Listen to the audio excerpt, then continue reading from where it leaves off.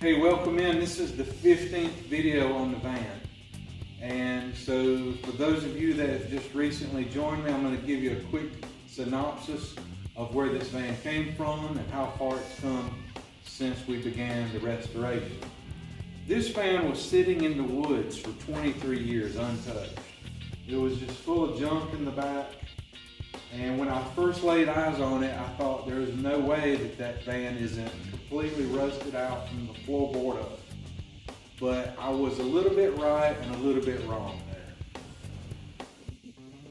So on closer inspection, it revealed that this van is very solid compared to others. No rot. And you just don't see that around these wheel wells and all that. In these vans, they're just rotten. They're beat up. But this one somehow survived.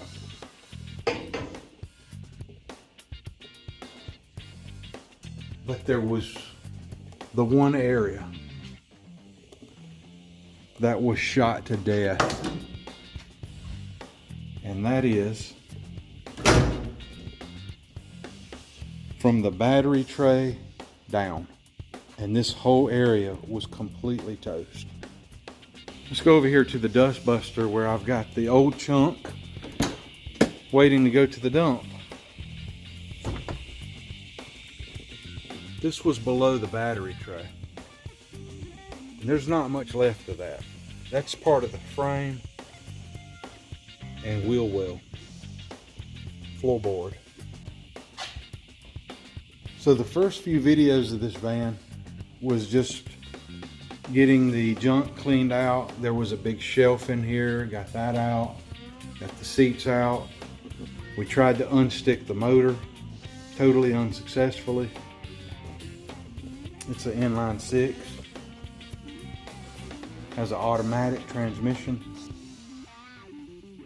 Once we got that out of the way, we discovered just how totally bad that area was. And so the next several videos documents all of that. And it was a gigantic process. All right, I'm gonna tack this on in just a few places just to get it started. And then I'm gonna let it cool, walk away, and come back later. Slowly does it.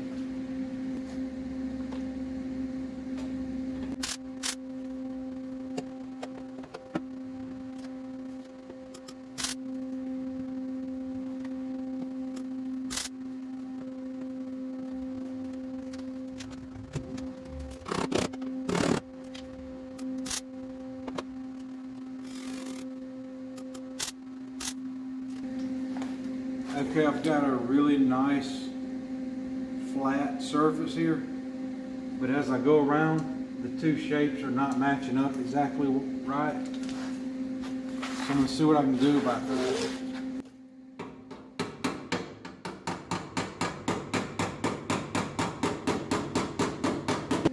I think I'd rather push this in and then tack, and then when that's strong enough, I can pull this bottom back out.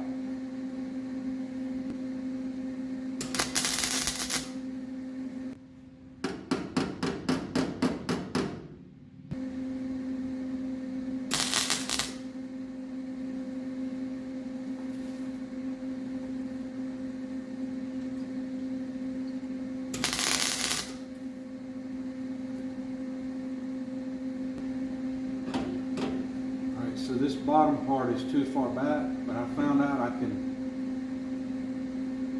pry this back like that with this hammer.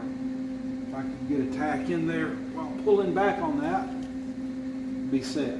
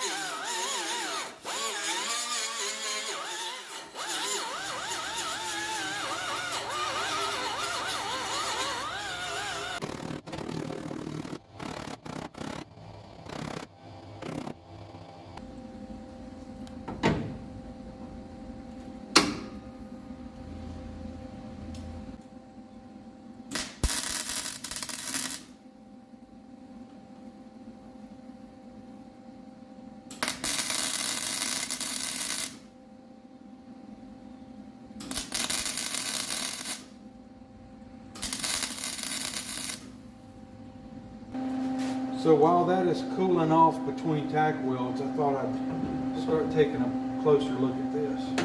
Definitely going to need to prepare this for welding along this side, along the back here.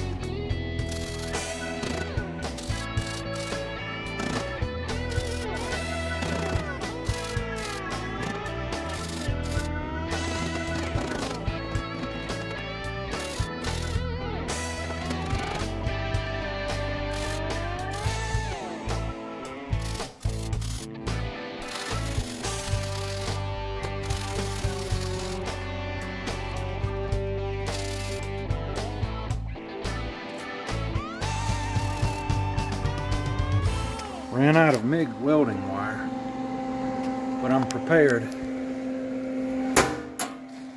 I use this 030 gasless flux core. That's from Harbor Freight.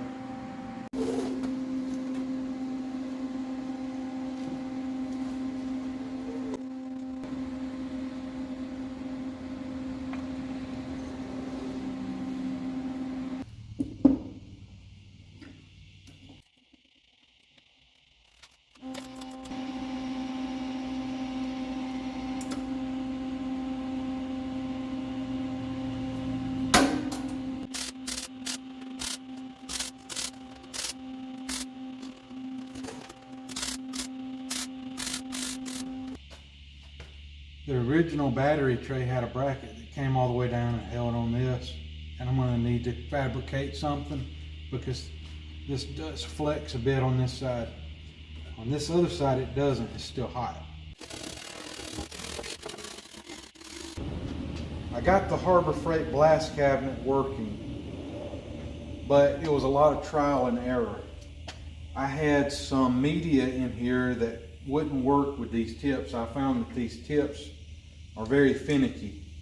I had the largest tip in that I could, and it still wouldn't siphon up the sand and push it through the tip. I went out and looked for a larger diameter tip and couldn't find one like this. So I ended up having to go with a finer material. This is the material I used at first, which was evidently too coarse. And this one worked perfect.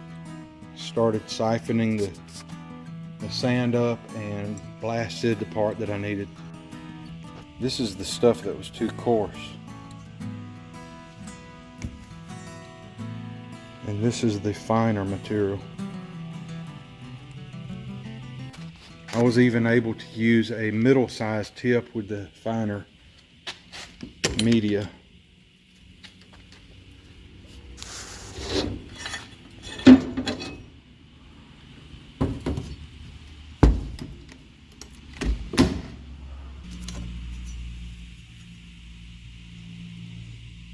I really wish I could use some more aggressive media, but until I find a bigger size tip, I don't think that's going to be possible. But I went on eBay to find a bigger tip and get it ordered. I didn't see any that were shaped like that. If any of you have any suggestions, throw them in the comments. It's possible that in order to use a bigger tip, I might even have to get a new, different gun.